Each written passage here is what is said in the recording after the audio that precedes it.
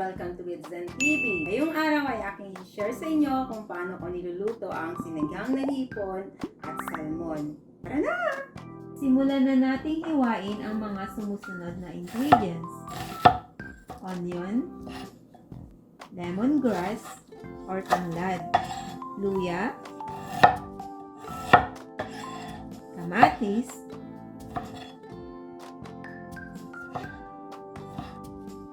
tofu,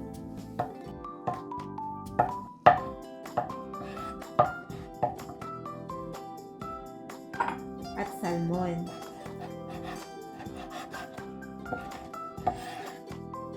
Narito ang mga ingredients. 1 small piece ginger, 1 small piece lemongrass, 1/8 teaspoon ground pepper, 3 tablespoons sinigang mix, 4 tablespoon fish sauce or patis, 1/2 piece chopped onion, 2 pieces tomato, 350 gram tofu, 454 gram shrimp, 2 handful of camote tops, 10 pieces okra, 1/8 kilo salmon. Ngayon ay handa na nating lutuin ang sinigang na hipon at salmon. Una, nagpakulo ng 5 cups of water. Kumukulo na, ay atin nang ilagay ang luya, lemongrass, chopped onion, tomato. Then takpan at pakuluan hanggang 5 minuto.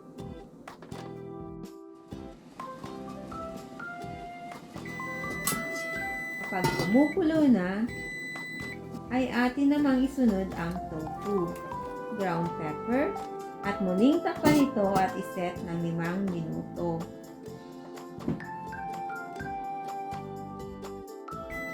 Pagkalipas ng 5 minuto, handa na nating isunod ang okra.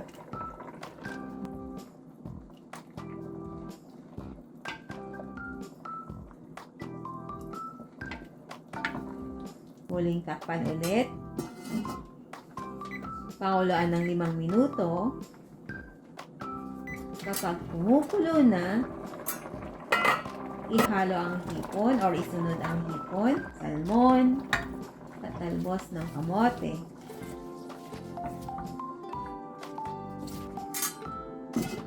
Takpan at pakuluan ng 3 minuto.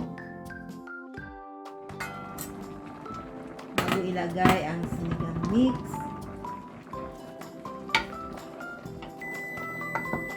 at patis.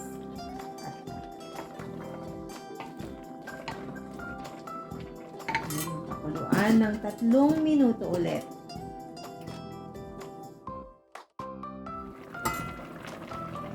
Ayan, luto na.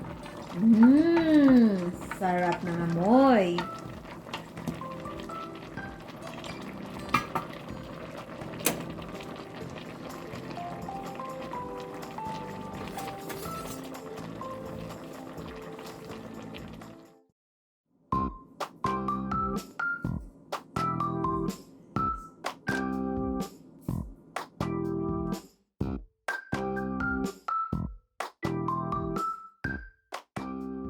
Ito na ang sinigang na hipon at salmon. Tikman na natin. Masarap yata.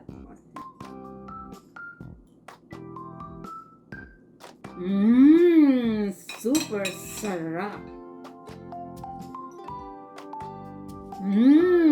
Alam niyo, yung timpla niya tamang-tama talaga. Kasarap. Any suggestion po kung anong gusto nyo lutuin ko sa next video, just comment down below. Don't forget to click the like button, subscribe. Thanks for watching.